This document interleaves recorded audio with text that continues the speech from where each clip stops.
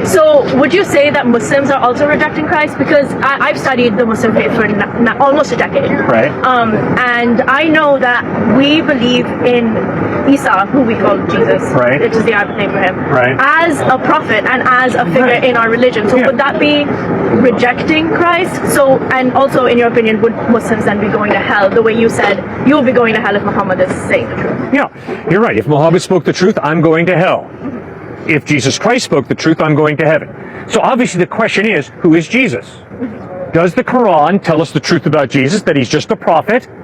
Or does the New Testament Gospels of Matthew, Mark, Luke, and John that record that Jesus is God in human form, does that give us a more accurate picture of Jesus? So we got to study that. Yeah. So why have you concluded that the Quran gives you a more accurate historical picture of Jesus than the New Testament? Okay, so personally, I'm not very religious. I'm more agnostic than anything. But the religion that makes the most sense to me are the monotheistic religions, and I would choose Islam over the other two because I feel like the being of God, I feel like the fact that he can beget is just voiding the whole concept of him being all powerful, because then that just so the idea that God can have a son brings him closer to what man is.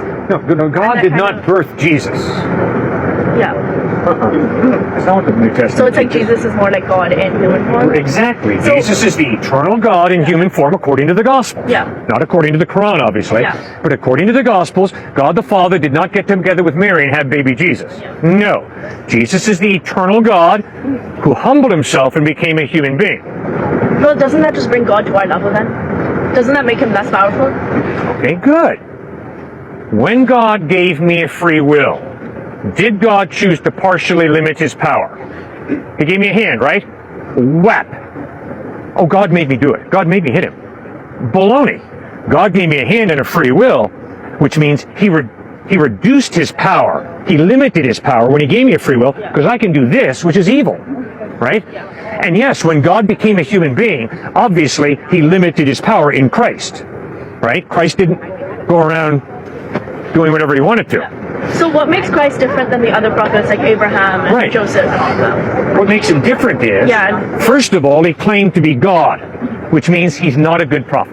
Yeah. There is no way that Jesus is a good prophet, because he had the audacity to claim to be God. Yeah. He's either an idiot, a fanatic, or else he's who he claimed to be. Yeah. Now, the majority of people who claim to be God, we lock up in mental institutions. Right? So the question becomes, is Christ a candidate for a mental institution, or is he a candidate for our worship? Yeah. When you read about how he treated people, when you read about what he taught ethically, when you read about how he died, loving and forgiving his enemies as he's dying on a cross, and then most importantly, when you read about how he rose from the dead, the conclusion has to be, not a candidate for a mental hospital, he's the truth. The evidence is he's reliable. But the other two Abrahamic religions, actually, so Judaism and Islam, they don't claim that Jesus claimed that he himself was God. So why are both of those incorrect, but Christianity is correct in saying that he claimed he was God? Judaism clearly understands that Jesus claimed to be God. Jews nailed him to a cross for blasphemy, because he, a mere man, had the audacity to claim to be God. Right.